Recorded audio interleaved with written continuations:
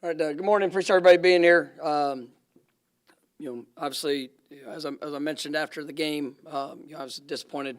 Coming off Saturday, coming back, watching the film. It was a game that we had our opportunities. We had moments. We needed to be able to make a run with some of those. Times that showed up. I thought we did a good job. Defensively at times of being able to disrupt a quarterback. Obviously didn't do a good enough job of stopping the run. Had some misfits that allowed bigger seams than what we needed and what we expected. But that you got to give credit. Back ran hard. You had some you hit open spaces and. I thought we did a good job, being able to limit the big play defensively, from an offense that's had, a lot of them. I thought our guys, battled in coverage, really contained, the receivers for the most part throughout the game. Quarterback's a really good player, was able to extend plays with his legs. We had a couple of, critical mistakes, which we touched on there after the game, with penalties and, a couple of those on us as a staff where we've got to be aware of have a better sense of awareness, which, like I said, after games inexcusable for us on our part. And then we had a couple of long yardage third downs that extended drives. I think you look defensively, that was probably the biggest thing. The glaring issue was just the conversion downs. I mean, third downs, and then allowing 3-3 on fourth downs were areas of opportunities for us to get off the field. Which with that extended. Extended drives. We played, I think 84 snaps. Time of possession. All those things. Kind of. Build upon themselves. We weren't able to create any takeaways throughout the course of the game, and obviously that's was what it was. Offensively, needed a fast start. Came out first couple drives, were unable to do that. I was really pleased. I thought Luke did a good job, being able to extend plays, there. Brock as well, even times where he had to scramble and, I thought they did a good job of their movements of keeping plays alive. Obviously the Luke's first drive, being able to get down and get in the end zone was big. And, but as you go through the course of the game, we just had we had some missed opportunities, some poor communication. Things I touched on after the game were just confirmed there. As you go back and you look and evaluate, some of that is atmosphere, noise, communication with the young quarterback to offensive line on certain checks, and then just certain things where we just have to be better in applying the communication that's being made. So, in that game, there was a couple opportunities where we had the ball on the plus side of the field with conversions, a couple shots, a couple opportunities there on fourth down, on third and fourth downs that we have to convert on in those situations to be able to make that run. Because I thought it was a close game with our guys played hard throughout it. It just you got to make those plays in a rivalry game, and like I said, the penalties. We just had a few of those that really put us in more challenging situations, and obviously we got to be able to be better on offense. Special teams was kind of just mixed. Our guys did a good job in what they had to do, but didn't really play as big of a role there in that contest as it has in others. So with that being said, our focus goes into this week. As I challenge players, coaches, everybody involved. I mean, our focus this week is to go get it done with the opportunity that's in front of us. And, we've got to, there's been a lot of work that's gone into it, a lot of, push, some young guys getting new opportunities, guys that are fighting for more opportunities in what they get to do. But it's still about ultimately the performance of what we do and going to, make sure that it shows up on Saturday. And, that's the challenge. That's the expectation. We have to go get better, and we have to improve. Wherever guys are, whether they're older guys that have been here for a while, whether they're new guys that are getting their first real experience. I mean, we got to show improvement, and we have to go get it done on the field. And that's what I want to see from every member of this program, and that's going to be the expectation. offensively, over the course of the season, the personnel's changed a lot, different quarterbacks, and as you said, you've been playing a lot of the younger guys. Are the problems offensively consistently the same problems in terms of execution, or is it a matter of finding new things that might work, or like where are you at right now as you evaluate kind of the season on offense? Yeah, obviously it's not been very good at all. I mean, it's we've had our issues of and there've been multiple issues. Lacked a running game consistently throughout the course of the year. I think we've started to be able to have some improvement there. We've had 7 different starting offensive linemen or offensive line groups in 8 games. That's not the continuity there. Some of that due to injury, some of that due to performance. That has to. We've got to be better. In that regards, but it does present some challenges when it comes to communication. When it comes to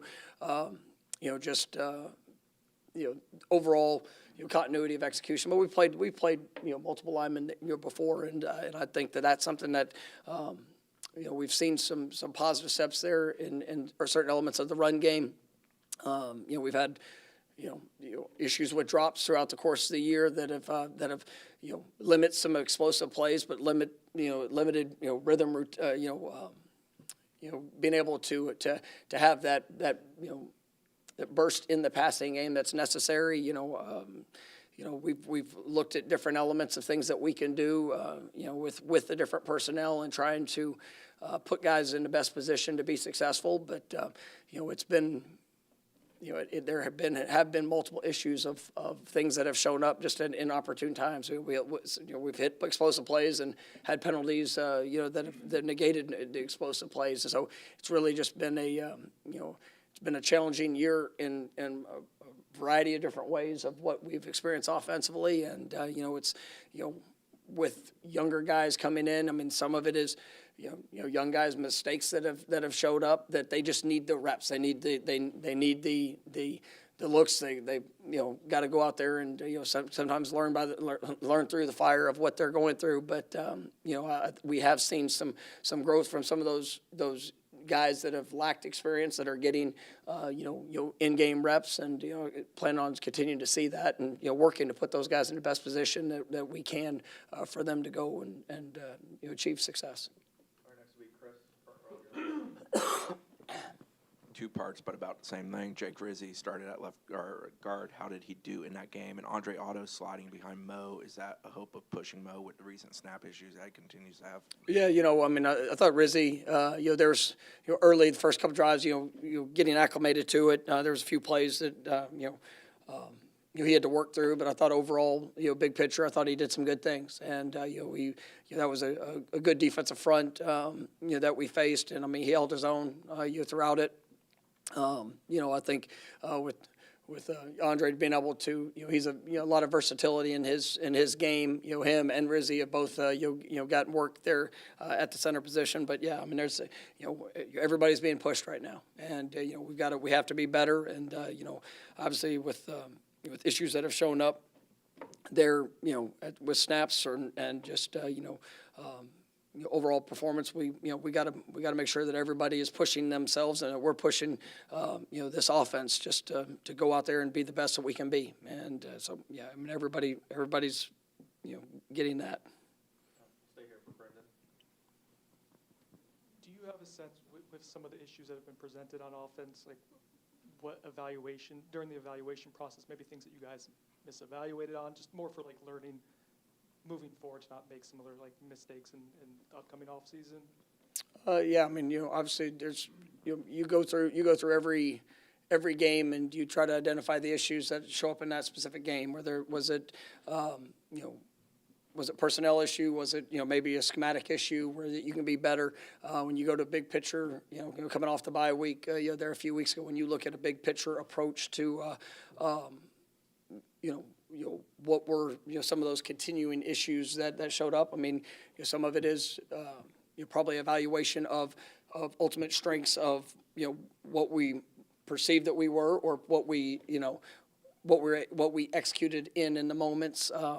Some of it is personnel issues. Are we putting guys in the best position at what they do? What we thought they would be in the moment. And then, obviously, how can you help guys grow and you'll be better or maybe possibly move them to a different position to kind of showcase, their skills and talents. And so, it's a year, it's a every year thing. And, even in years where you have success, sometimes you identify, maybe a player or a position or, a scheme that might have fit or might not have been as good as what you anticipated going in, and then you adapt and adjust through it. And I've done it long enough, especially on that side of the ball, where it's it is usually a work in progress to pinpoint and identify things throughout the course of the year. We just we have not done a very good job offensively as a big picture of being able to do that and to execute the way that we need to.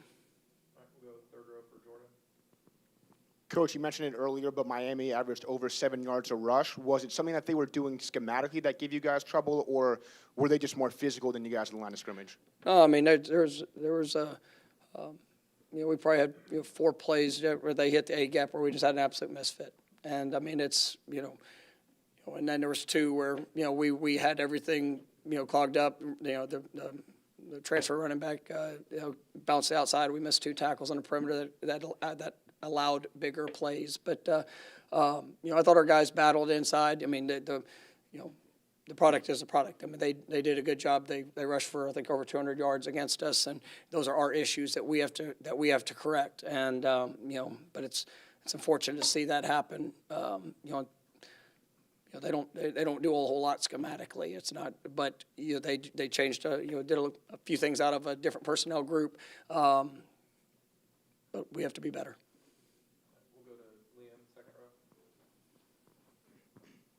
Coach, you mentioned it earlier, some miscommunication between the O-line and the quarterbacks. Is there a challenging element to it when you said 7 different O-linemen start the game, or O-line units start the game, and 3 different quarterbacks? And how do you kind of work on that moving forward with these few games, especially starting this week with North Carolina? Yeah, it's just one of those things. You emphasize communication. Obviously, being on the road, that atmosphere, rival, a lot of. Just excitement in the moment. But, for us, you got to go see, and whether it's a check from the quarterback or whether it's communication up front, guys making sure that, we can't have, if it's offensive lineman, you got 5 guys next to each other. You can't have 4, executing a call and then 1 not, or making sure that, as we're out there on the field, that, if there is a check or something that we're doing that we're not communicating that clearly, throughout. And it's all levels of it. It's coaches, players, and we got to make sure that we all, understand the importance of it. And we try to create that throughout the course of the week of practice. But, in the moment, things moving fast, and, that's just, those are missed opportunities. And we had, there's a handful of plays that you come out of that game, and, where you got 10 guys, operating, and you see the space, you see the potential, but we just got to do a better job of making sure that especially you got young quarterbacks that are working in that situation and trying to be as clear as possible, and then you got some different combinations there up front, just guys being locked in on the importance of that communication in the moment so that we can go out there and execute properly. Obviously, with 4 games still left in the season, you have to concentrate on these 4 games in this season, starting with this one. But once December hits, once that Sunday after the last game of the season hits, it basically becomes free agency in this sport now. And you can overturn a roster and make a lot of drastic changes right after a season ends.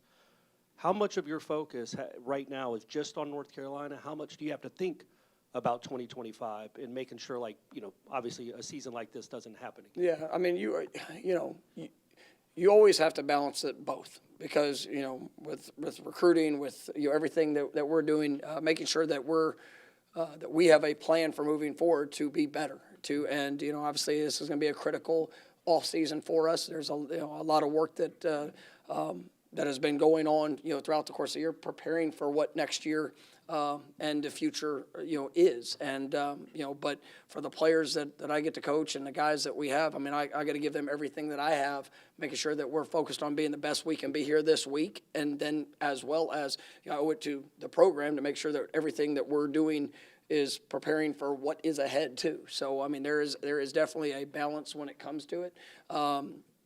But, you know, for these players, I mean, it's all about going to win this game and doing everything in our power to make sure that we achieve that. And then come the next week will be the same, you know, focus for the next week, for the next four, leading up to it. But, you'll come December, we have a plan. We have, during the bye week, we spent a good portion of time with personnel, our evaluation of where we are, what are the things that we need to do, what are the positions of need, what does that look like for us to be able to take a big step in to what's necessary. And you've mentioned the turnover within rosters, and I'm really excited about a lot of our young players that we have. I'm excited about the development I've seen from them throughout the course of the year, and I also know that we have positions where we have a need, and we need to go and add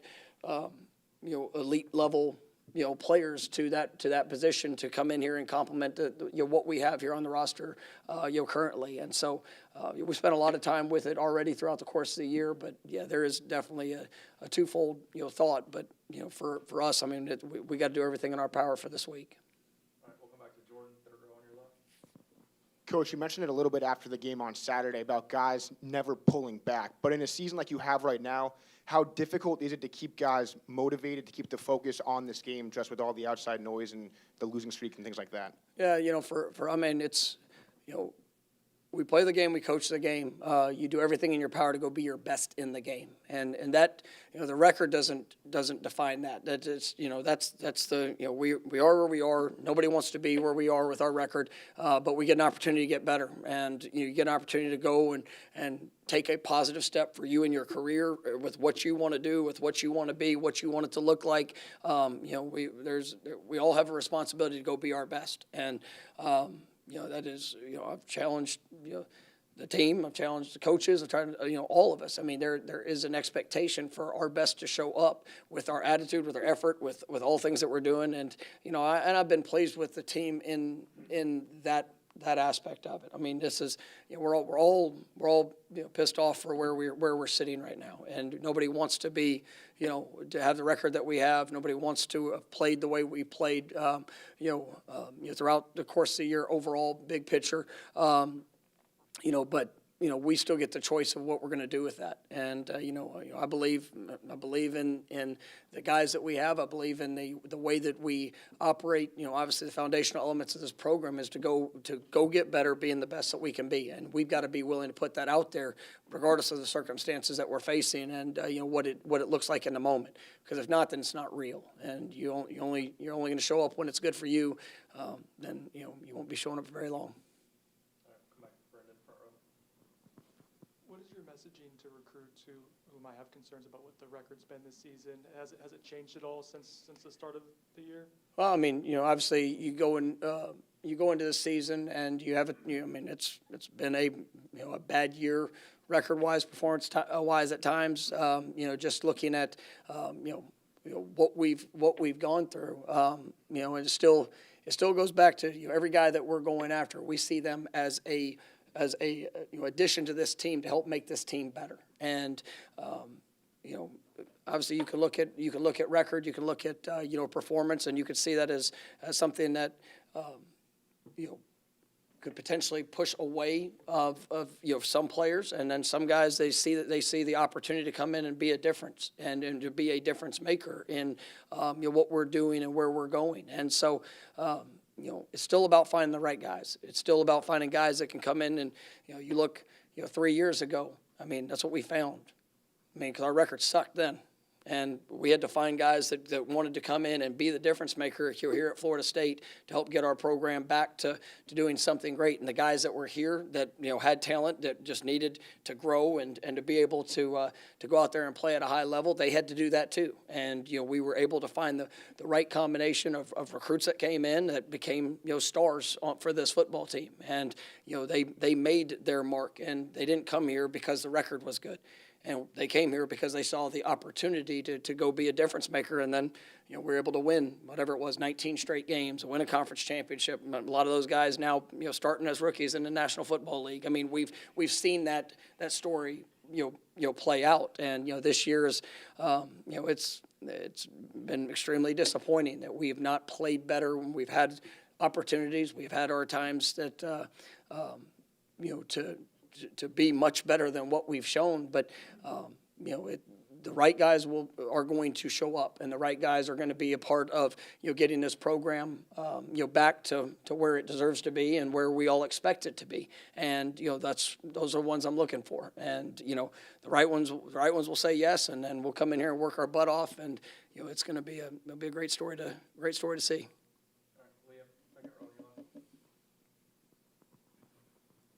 Almost like a follow-up to that one, you mentioned being excited about the young guys you have now. We saw against Miami, BJ, Lawayne, Elijah kind of sharing the field at the same time. Is there an avenue for those guys to play more and feature more in these next 4 games and kind of start building that future you're excited for now? Yeah, I mean, I think, once again, anybody that goes on the field, they have to earn those opportunities to get on the field. And, I mean, I thought last week, all 3 guys that you mentioned, really had good weeks in practice and preparation, and, they've earned opportunities to get out there. Now, in the game, there was good and there's some bad, and guys had opportunities in the game to make plays, to go out there and operate and execute, and some of them got first experiences, and they realized, the importance of some of the finer details of things that we need to do and where we can be better. And so now we have to grow from that, apply that this week, and with the next opportunity, you got to go capitalize on it. But, I'm definitely very excited about, the young group, the young guys that we have, and, some positions it's, there's been, probably a bigger door of opportunity to walk through. And, we got guys that, right now, I mean, I look at our defensive back group, and I think our defensive backs have played well for the most part, throughout the course of this year, corner position, all of that.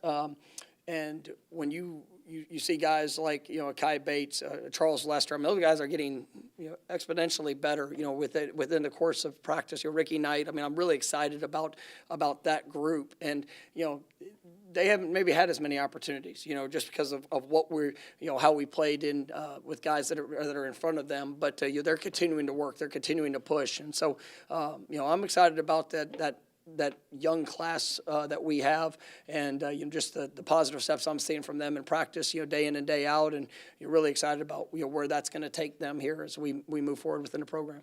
All right, we're going to go 3 more. Next will be Kurt. Ira. Thought about 3, huh? I know you've operated both ways throughout your career in terms of being the primary play caller and not being the primary play caller. As you look going forward and you see a team that's got a lot of issues, is that something you'll look at in terms of you dividing your time to all the areas you need to divide your time, or do you feel like you need to keep that role long term?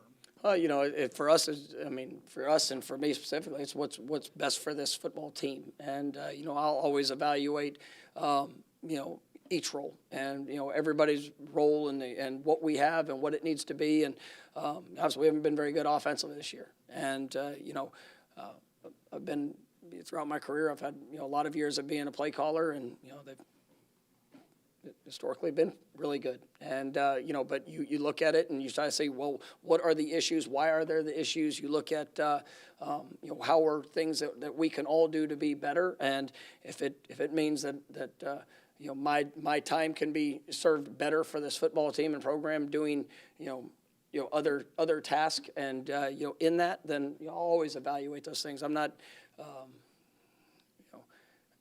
not so stuck on just doing certain, a thing a certain way. So, I'll always evaluate that, because, just like as it comes into this week, whatever we got to do this week to help, this football team put itself in position to go win this game. That's what I care about. When we get to the end of the season, I'm going to reevaluate, all aspects of it and say, what is best for this team moving forward to go win the next game. And that will always be something that I evaluate.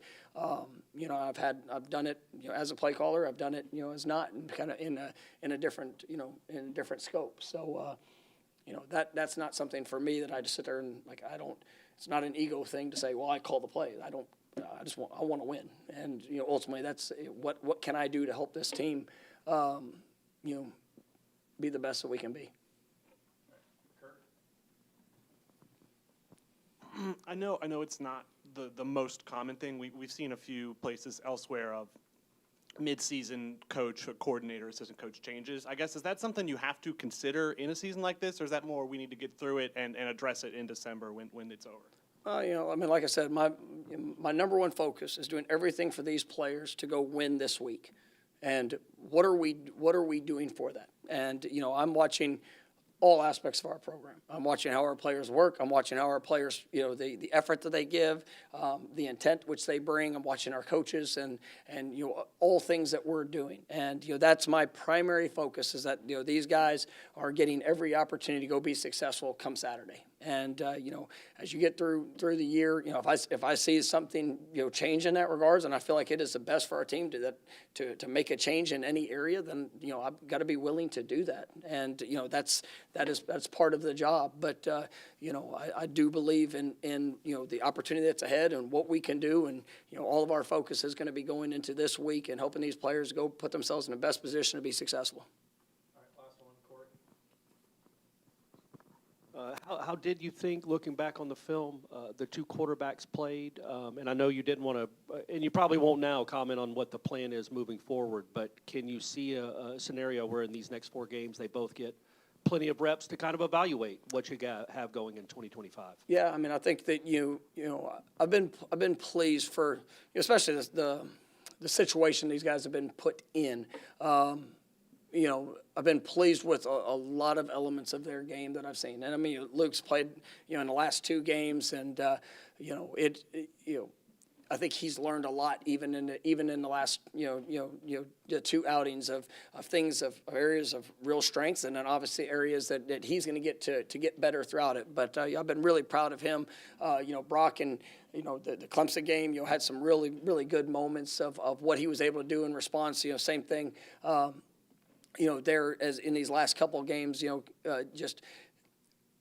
but we're still working, through a lot of, just being a young quarterback. And, for those guys, with every rep that they get, I'm seeing growth. I'm seeing application. I'm seeing, I see the potential of what it can be. But, they get to go out there and they get to continue to pour in that work. And, we got to do our job as coaches and, everybody surrounding them to help them, be successful in those moments. But, I am proud of the work that they are investing and, definitely excited about what their futures are going to be.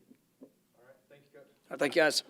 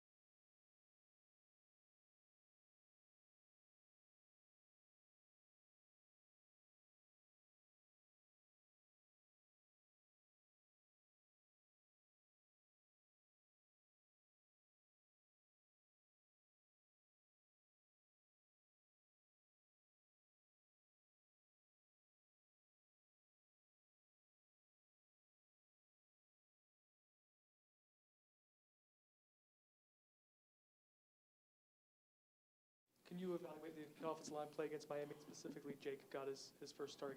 How did he do in that capacity? Yeah, that was Rizzy's first time really getting some action and, put him into a real situation. I thought Miami's front was really good, knows how to pressure, knows how to push the pocket. But I think he showed that he can function and belongs and can do it at this level. So I was proud to see him go out there and compete, and showcase what he can do. I think he's he's intelligent. He knows how to do it. He's gotten better. He's been in the young guy scrimmages, kind of fighting for his way to get that opportunity. So it was good to see him get an opportunity. I thought it was good having Rob available to do what he can do and help out. I mean, he's been steady at it. To see him kind of bounce back and go out there and compete to a level that gives us a chance to win, I thought that was really good too. I thought overall too much, like not only sacks, but just pressure situations where you got the quarterback to get off his spot. We got to do better with, especially our younger quarterbacks, and giving them time to kind of see it and purvey it, and giving them a little bit extra time to make sure that they see it as they're progressing. And I thought in that aspect, and I didn't like some of the communication mishaps that we had, whether it be, not having two pullers, not having this whether it be noise, communication, or what it was. I thought it was too many of those, and taking accountability in that aspect of it. But I thought, we got to be, this is not talking about that game. We got to be better overall in all aspects as we're moving forward. Hey, Alex, you mentioned the communication issues. Mike talked about it as well. When you have so many different starters every week, 7, I think, different offensive line starters, and changes at quarterback, is it difficult to build that rhythm and that feel with those guys, and how do you kind of adapt to it in game and going forward these next 4 games? Yeah, I was fortunate, it's not playing, and there's nothing I really wanted to do or came into and saying I was going to, whether it be changing the personnel of performance or injuries and things of that nature. Same thing at quarterback where, you have a lot of reps built into it, and the success we've had in the past came from having consistent, healthy, the same people out there, of course, but you got to be able to adapt and improvise, and we got to make sure that the plan we're giving them can be executed. So I take ownership if there is communication problems or mishaps. That means that I put too much on them.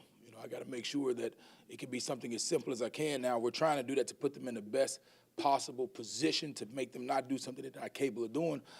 So sometimes you have to have those to make sure we're not running into bad looks. But if it's happened too many times, that means I gave them too much. So I got to do a good job of moving forward and making sure the plan fits where we don't have that. And that's my responsibility. Coach, a lot of the position groups on offense have gotten younger, specifically the receivers, but the offensive line, the starting offensive line, has gotten older. Is that a reflection of some of the young guys not being developed? You're not happy with their development, or is it just the offensive line, you need older guys out there because there's just so much going on? No, there's a balance. I mean, like I brought up Rob Scott earlier. Rob Scott was a guy that, when I first got here, he had to play because he was a young guy and he was the better one in the room. And it affected his career heavily because I think, his body has taken a toll of not having true off-season, having to have surgery in the off-season, because playing that position is a physical position. So if you throw a young guy out there when he's not ready, you usually see a high injury rate, especially for body development and things like that. And so he's an example of, not saying you're not believing in the younger guys. You also don't want to jeopardize their career and their future with injuries because of panic and self-preservation. So, I made a vow after Rob that I was going to make sure I do right by those young guys and make sure their bodies are ready to withstand the game before I put them in harm's way. And I think, with Otto, he's shown the capability he can do that because of his body. Rizzy's he's an older guy, but still coming to this level and being able to kind of perform in those series in that situation and making sure that they're able to do that. And then I put Lucas in at the end of the game to kind of see, all right, is he ready? Because even Lucas has an elbow brace on, because of his something he suffered from. So making sure that, those guys' body are ready to withstand the punishment of the game is important. And it's hard to do that when you got a guy that's been through one offseason that's probably going against somebody that's been through 4 offseasons just off natural strength. So, I mean, it does create opportunity. I'm not going to hold anybody back. If you're ready to go and I think your body can go, I'm going to put you out there because I want to put our best chance we got to win it. I'm going to put the guys out there. But I think as we're moving forward, because those guys are still doing the young guy lift in the morning, they're still growing stronger, they're still putting it in. Like Jalen Early, who was a 2-year guy, getting a lot of action. He's hitting that redshirt sophomore when their body types are able to handle it, and he's been out there doing well for us. So he's going to continue to grow as his rep count goes up. So that's more the progression that I want to see, really, that redshirt sophomore year. Now, if you're just better, we'll put you out there. I mean, but I still got to be mindful of the past when I've seen guys get thrown out there and what that done for their careers later on. There were times in that game where you look out and there's, freshman quarterback, a bunch of freshman skill guys. Is it difficult to give those guys these opportunities to see if they can do something for you guys, improve themselves, versus trading maybe the problems you had for different problems, just having so many young guys out there? Yeah, we don't. It's not a trading problem. I mean, they've earned the right to be out there. You know, it's not just, oh, you messed up, put the next guy in. No, man, through practices, through those Sunday night practices, they've earned the right for those reps. And of course, there's always going to be learning and improvement, but they've earned the right to be out there, not as well. And then if you do have problems with older guys, that's going to create competition. And they're going to compete in practice, and they've earned those reps that they've gotten. But they're going to learn and grow experiences. I mean, that's going to be a part of their progression. But, yeah, you're going to have, you know, you put a young guy out there, every coach knows what's going to happen when you put a young guy out there. It's going to be sometimes a little bit different in practice because it's a different environment, different emotional state. And the only way you can get through that is to play them. So I think them guys going out there and starting to get those tastes and things like that, because one thing our players know is we're doing everything for the betterment of their development in the future. It's not just immediate reaction. It's more of like, hey, man, when you're ready to go out there, because I've seen confidence get killed and things like that too. You put a guy out there too young, but I think those young receivers, man, they've done a good job of earning the reps that they're getting, and they're excited to showcase their ability. With regards to Andre, what is he good at in the sense of playing center? Because obviously there's a great deal of duties there, and how is he as a snapper? Yeah, he's played quite a bit of center. I would say, you know, transitioning to it, Andre is one of those guys that he's a smart, highly intelligent kid. So he's played pretty much all the positions at the O-line. He was one that we can cross-train pretty quickly. He came in on Sunday night and did a lot of the center reps. Of course, he got to be more consistent when he's snapping and pulling, or usually like either snapper going left or right. There's always a little bit of adjustment for those young centers when they go out there. But I trust Otto at the position. You know, Rizzy also plays the center position. And so Otto, Rizzy, and Mo have all been repping that position. And then, of course, Richie Leonard was repping it as well. So they all, you know, that's their center position. So, I mean, it could be Rizzy going to center. It could be Otto coming in at guard. I trust those guys snapping the football and playing when they're out there. What did you like, and what does Rizzy have to work on? I mean, getting that many live game opportunities, especially against a good defensive front, like what did you learn about him, and where can he go? Well, he got to let it loose because a couple of times he understepped himself and trying to make sure of something before it happens, and he realized, like, you know, the game is fast now. Them guys are going to be reacting pretty quickly. So even on the first play of the game, we were running the screen, and, you know, he's going to block back on the nose, and he kind of short-stepped it on the first. I'm like, man, let that thing loose and go cover him up.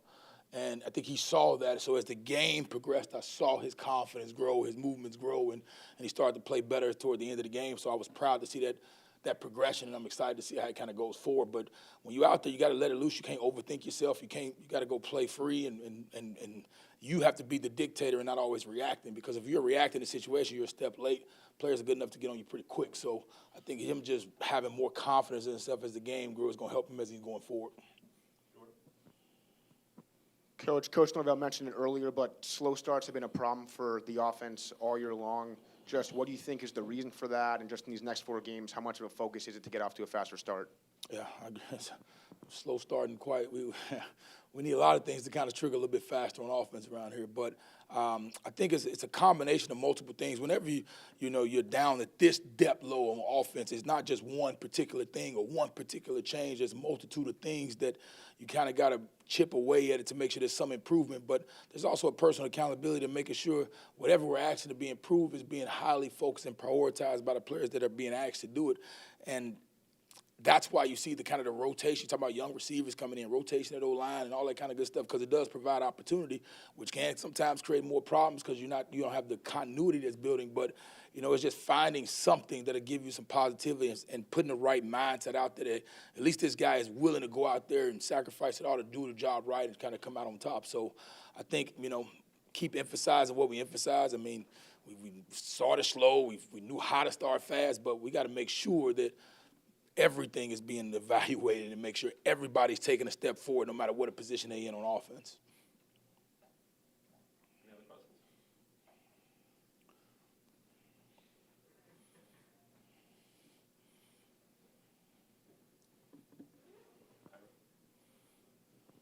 How do you guys handle, you know, when individual guys might be having improvements, but the team is not having success?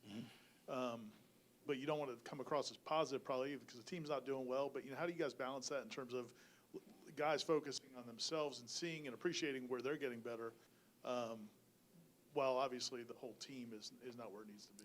That's where it starts is the team gets better as every individual makes the commitment to improve themselves daily. So you have to be able to showcase that and put it on display like, this is where you were. You took a step today. Did you take a step today? Coach, like the big thing about us is we after games, and coach asks, have you been breaking rocks? Did you break the rock Sunday? Did you break the rock Monday? What did you do individually to kind of make sure that you had success on that day for improvement? And as that happens, that's when all that kind of comes and you get better as a team. So, I think you still have to recognize the individual improvement minor, man. If even it's something like telling the tackle, hey, you punched too early, say, man, that's what I want you to do. Now let's go to the next thing. So I think you still have to address and showcase guys when they're taking that daily growth, but also, showing how it affects the whole when you don't. And I think that's more the deal is that if we're not taking those individual improvements daily, you get the result that you get where the team is kind of not performing as it needs to be. Coach, following up on that, with the season like you guys are having, especially offensively, is it hard to keep guys motivated or focused? Do you still see the same level of commitment in the team as you did at the beginning of fall camp? Yeah, I don't see a change in work ethic. I think that's been consistent, but also we got to be willing to not have as many mistakes when it's actually live and then bullets are going. So it's not really giving a motivational speech or trying to inspire for, just work. It's just more of your individual performance and how is it going daily. So that's why I think goes back to that question is that's how you keep them going is those small individual goals that keep them going and keep them wanting to improve themselves. For self, I want to make sure I'm getting better. And I think that motivates that individual as they see those small steps taking place. And a lot of these guys have seen that in other ways, but we got to make sure we're doing it better as a collective. Absolutely we do. Thank y'all.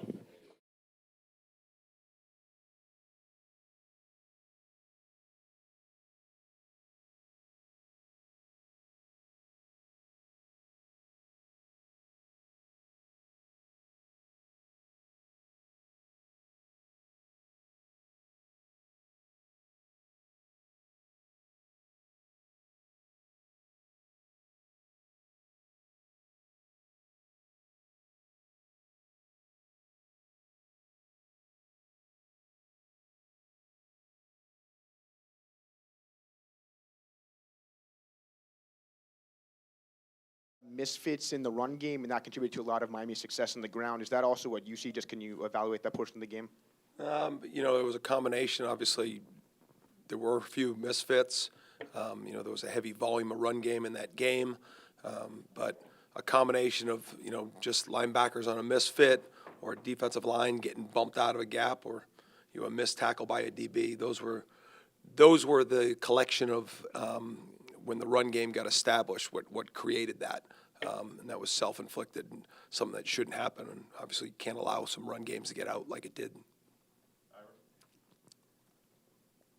How do you kind of address the guys on your side of the ball, in a game where you do limit so many of the things that Miami has been doing in terms of the big plays and the passing offense and all that, but, on the other side, the running game, obviously, they got you some there, and the loss is the most important thing. So how do you focus on, the things that were positive while also acknowledging the big picture? Just try to be consistent, Ira.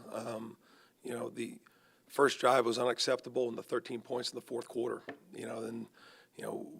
We got to help our team win the football game, and sometimes that's the defense, creating a takeaway or creating better stops on third down, whatever that has to be. And, we did, every week you go in there with a plan of, all right, what do we have to do to win the game, specifically on your side of the ball.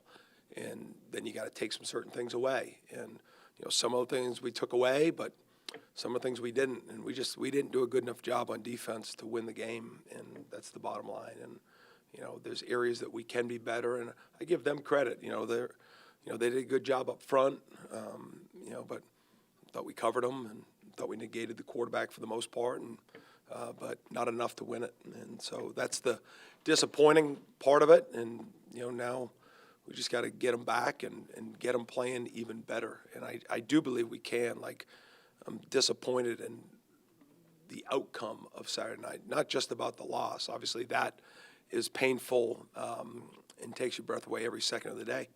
But, there are certain games you go out and you say, wow, I don't know how, whether it's just we got overwhelmed or if it's a scheme or whatever. But in that game, as the game's going, like at no point did I feel like we shouldn't have made stops. constantly. And it's frustrating and creates some anger in you when it doesn't happen. Coach, with third downs and even fourth downs against Miami, they were 8 of 14 on third and 3 and 3 on fourth. A couple of them, like the 3rd and 20 and a couple third and longs. When you get them in that position, especially with an offense like that, how demoralizing can it be to a defense to let those, big plays happen and continue a drive? And how do you address that going forward? Well, that wasn't odd for that team to be in 3rd and longs. Statistically, they just had executed all of them. In the 2 3rd and 20s, we weren't necessarily as tight as we wanted to be on the one check down, but we just got to go tackle them and get that play off. And then, the holding on Blake on the other 3rd and 20, you can't hold, and so those things have to be done.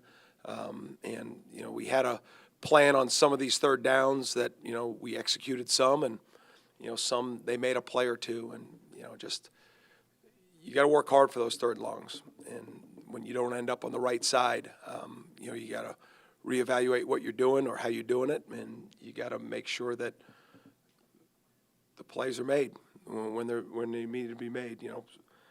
I own everything, when it doesn't work, but there's ownership across the board.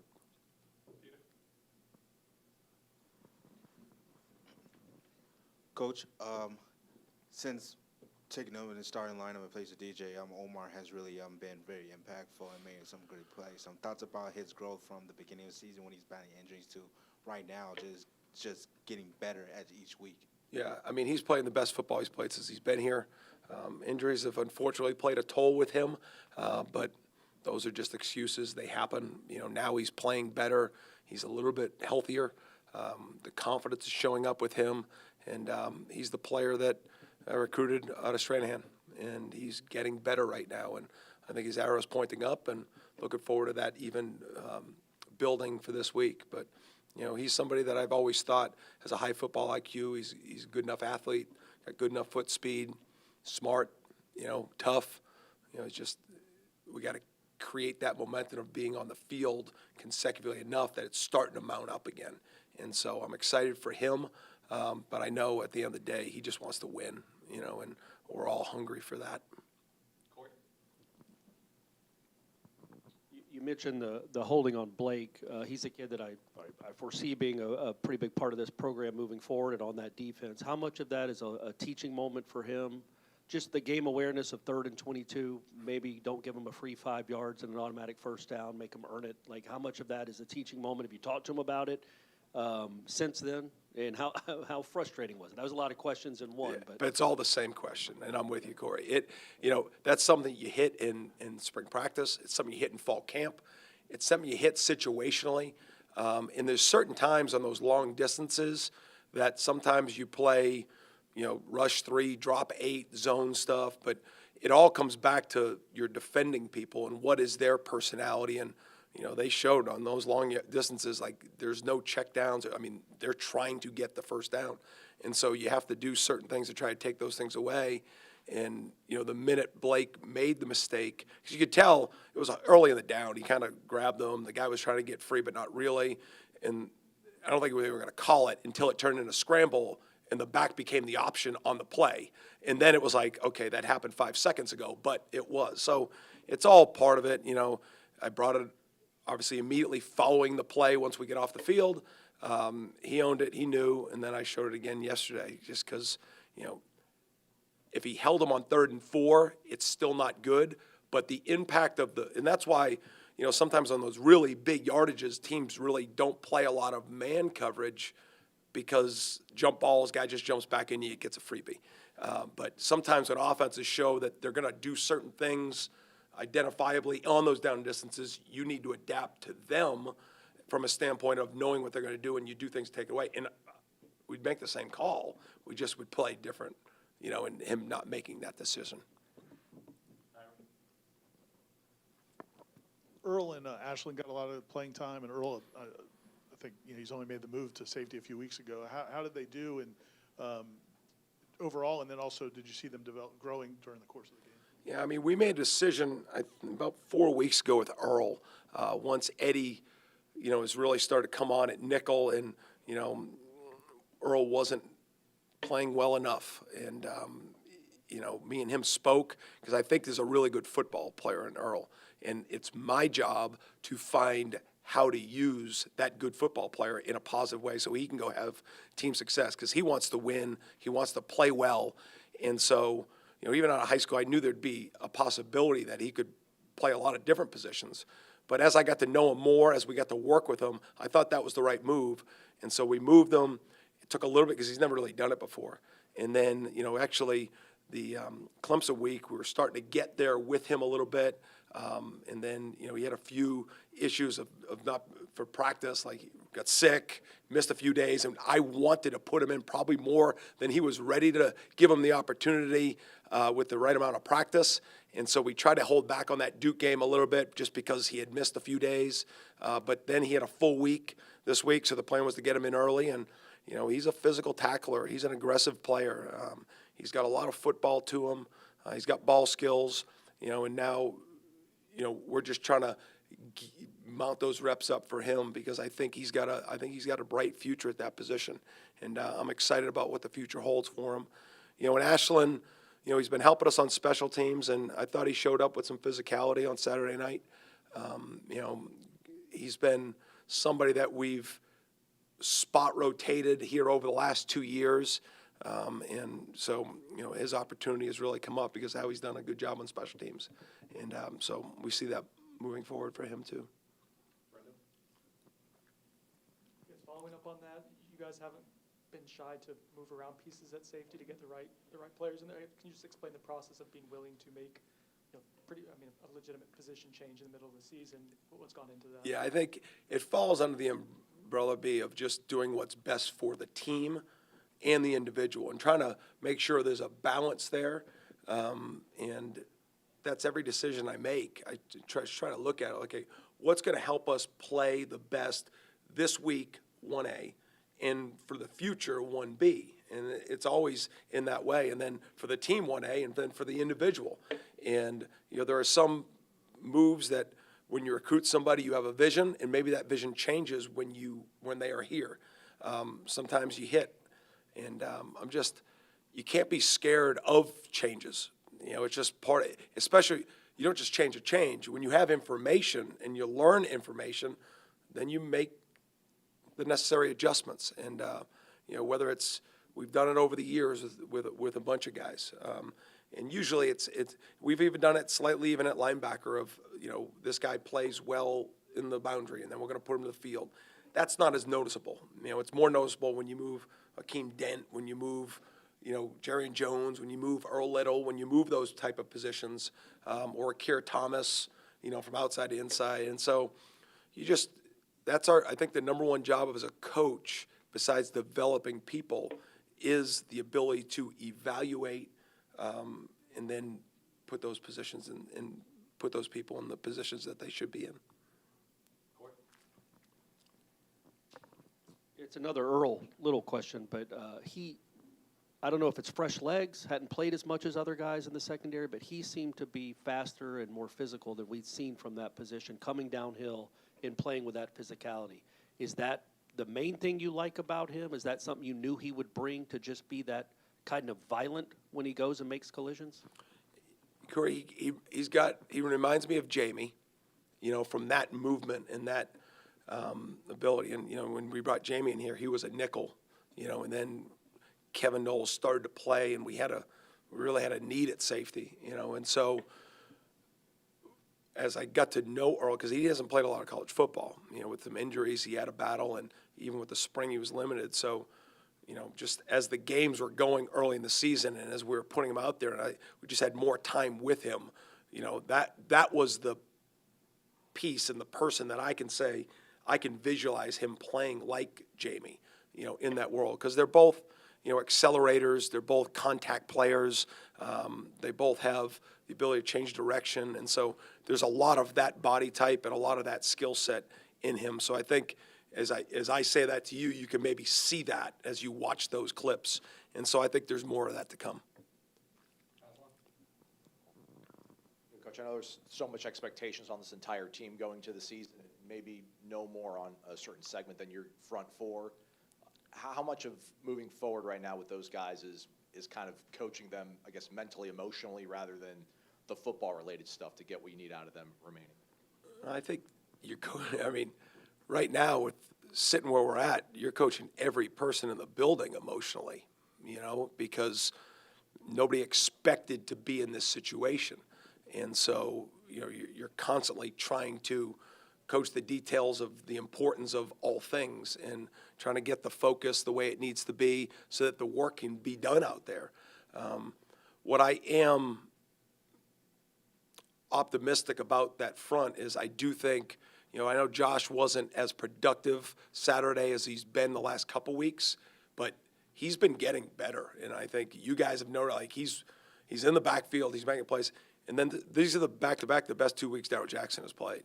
And so, because that's good for them, which is good for us, which shows them that the work and the intent and the coaching, and it's all connecting for them. Because, listen, team success equals individual recognition. That's technically usually how it all goes. But that's not to say you can't have success through losses. And so we're trying to show them the things that it takes to be successful individually, and just doing that within a team atmosphere, to see some of that growth on those guys inside. And, I think, that's good. KJ Sampson played 20 snaps for us, can be better, but, we're playing that 8 to 9 people inside and outside, up front. I still think there's room there, and I'm fighting my butt off to make sure that gap gets closed every day. We've got two more, starting with Ira. Yeah, I was going to follow up on Darryl. Obviously physically coming off the plane, he's the guy everybody's going to notice. How has he improved, and what's been the difference for him, these last few weeks? Well, I think a big part, Ira, is just, it's fine to learn the techniques. It's fine to try to replicate the techniques in practice. Then all of a sudden you play and you have a game and you don't make a tackle or you don't have a sack, and you're like, okay, this stuff isn't going to work. Like, I made plays in high school doing it my way. And that's not a selfish thing. That's a human nature thing. And so there's the learn, apply, success. Oh, keep doing that. Learn, apply. Oh, wait, how come I'm not making the plays that I think I'm going to make? I mean, Braden Fisk goes back last year and spoke about that himself, about, I started pressing, I wasn't making the plays. And then until he just settled back down and trusted how to play defense in a way that you're using the others around you, next thing you know, you wake up and you have 2 sacks, and you got a hit on the quarterback in the first series. And I think there takes some, I don't want to say maturity, that's the wrong word, just takes some playing. It takes some, reps. It takes time sometimes. And, I don't want it to take time. You want it to happen yesterday. But I think that's what's with Darryl, and I think now you're seeing the technique, the effort, the understanding, and then trusting that I'm just going to keep doing that play after play after play. Then my talent is going to show, and it's going to take over. So I think that's how you're adding up for Darryl. Two questions to end with. What is a lot of people on our boards will ask about Tomiwa and kind of where he is in his development? And then second, the substitution infractions, like, can you just walk through what's happening? How do you clean those up moving forward? Well, Tommy, he's been practicing with us all year. And, we've stayed healthy at that position. And, early in the season it was close because we weren't productive. And then those guys that were at the top started to become more productive. They're starting to play better. And we've had some packages that, Tommy was going to go in at end, and it just hasn't matched up yet. And so, he was out there Sunday, and, I still think there's ability there, and there's a good player in there. And so, he is a younger player. I know he's played some football at some other places. We just got to stay on it. In regard to the 2 penalties, that's, at the end of the day, I'm the defensive coordinator. That's on me. So can't happen. At no point do we sub when teams don't sub. Like, it's something we can't do. And so I got to be better. It's a 3rd and 5. We're off the field. They throw a ball 5 yards over the receiver's head on an incomplete pass. we're off. Doesn't happen, and so we got to go play more football. So unacceptable at all levels, and I'm the guy that makes all those decisions. So when it happens, it's on me. Thanks, guys. See ya. Welcome back, Corey. Good to see you, bud.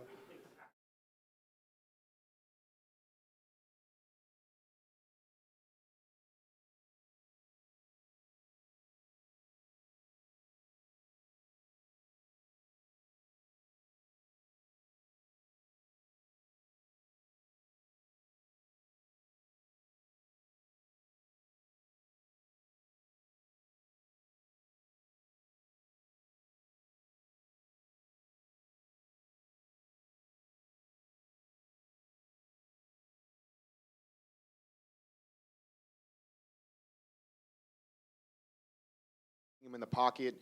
Just how did you evaluate the defensive end, kind of setting a hard edge on him? A little bit mixed bag, like you said. I mean, there were some plays that he obviously had the ability to extend and create some plays down the field, both in completing passes but also creating a holding penalty there late in the game. It's just a long time to cover. So in some regards, I think, the pressure helped us as a team because it forced the ball out of his hand quick. And then, there were times in some of the four-man rush stuff where he just had too much time. But we kind of knew going into the game that when there was going to be opportunities to pressure, we had to take advantage of that, get the ball out of his hands pretty quick. And then there could be some extended plays because of the nature of how he plays. And, he's a good player and did a good job. But, it's just we can't put our defensive backs in those situations where he can just run around them for that long. But, I thought the guys, did the best that they could in terms of trying to limit those situations. Sometimes, defensive ends can be judged by their sack totals and stuff like that. Obviously, sometimes they can't. How did you feel like your guys played? It wasn't a game where they obviously had a lot of production, but how did you feel like they played in that game? No, it wasn't a high level of production in terms of the stat line. I did think in terms of how they played the run and what their role and responsibility in the run game was, that we did a pretty solid job as a group there. But we got to get the production. That's part of what needs to happen for us to be successful defensively, and we'll continue to do everything in our power to be as productive as we possibly can, because we need that pressure in the throw game for sure. I asked Coach Fuller about this too, but with so much expectations on the team going to the season, like that front four on defense seemed to kind of carry a lot of it just because of the NFL scouts being all over them, their measurables. I know they're all different in their own way, but are you having to find yourself, it's less about X's and O's right now with guys like Pat and Marvin, it's just kind of about connecting emotionally, mentally, getting the best out of them these next 4 games? Well, I mean, I think, everybody's in a little bit different place in terms of where they are. But, regardless of the circumstance that we're in, those guys have goals and dreams that they aspire to go chase. And my biggest message is you need to put the best things on tape that you can possibly put on tape. Number one, it's going to help this football team. Number two, though, it will help you in pursuit of what those goals and dreams are. So, we can't control all the circumstances that we're in now, but you do have the opportunity to control how you play, the effort, the emotion, the toughness of how you approach it. And, right now you got to control the things that you can control.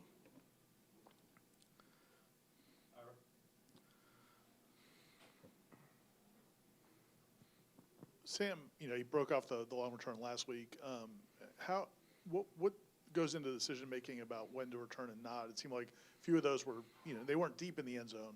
But with the offense kind of struggling, is that something you guys talk about, trying to create more sparks in the return game? We give him a hot box, which is kind of like the parameters, going into a game of when we do and when we don't. And, obviously there's in-game adjustments that are decided there, whether we want to or not.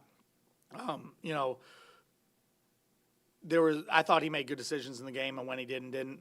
There are some weeks that knowing our opponent or knowing some things that we think we can take advantage of, we're a little bit more aggressive. Other times, if we don't get the kick, that we want to get, we're going to take the ball to 25 and keep moving. But I thought his decisions were good, and I just see a confidence in him, and I think with every week and every opportunity, he's going to get better.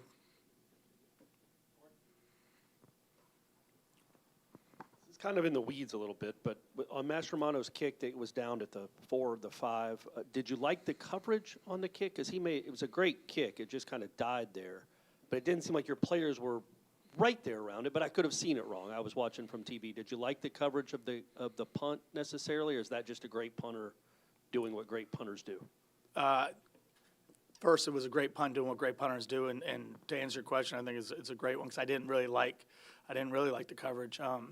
You know, when we're in those sky kick situations, we are very landmark on the field, landmarks for the ends and adjuster, who is the third guy who's down, and we didn't quite get to those landmarks, and obviously we were a little bit fortunate that the ball checked up when it did, but that is a great player doing a great job in that situation in terms of Alex, and it's actually something that was a point of emphasis in when we practiced yesterday. Coach Norvell mentioned earlier that special teams didn't really make any impactful plays. Was that kind of just the way that the game played out, or did you wish you guys kind of did more? Do you think you left some stuff on the board type of thing?